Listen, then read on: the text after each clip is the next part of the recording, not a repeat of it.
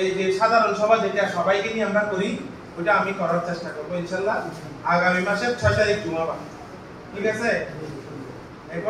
এখন পারা যাবে না, কারণ সমাবেশ হবে বৃহস্পতিবার হলো 29 তারিখ, 30 তারিখ ওইটা করা যাবে না, কারণ দিন একটা অনুষ্ঠান করে তারপরের দিন একটা করে, সেজন্য 6 তারিখ ওইটা করবো। ওই দিনেই যদি আমরা কর্মীদেরকে নিয়ে আবার ওই দিনই মিটিং করতে পারি তাহলে আমাদের জন্য কাজ করতে সহজ হবে, আগামী দিনে সহজ হবে। আর দূরের মিটিং গুলো রশিদ বই আসতে হবে, আরো কাজ যেগুলো আছে এগুলো হওয়ার পরে আমরা এই যে সমাবেশের পর একটা সময় নির্ধারণ করে বিভিন্ন জায়গায় আমরা একটা ছোট বড় করে সবাইকে এক জায়গায় এনে যদি মিটিং করা যায় ওইভাবে করার চেষ্টা করবো ইনশাআল্লাহ। আমাদের সময় আছে তো মাত্র 28 দিন, 28 দিনের মধ্যে 6 তারিখ যদি আমরা এখানে সভা করে একদিন চলে গেল সমাবেশ, তাহলে থাকবে আমাদের সর্বোচ্চ 20 দিন আমাদের হাতে আছে।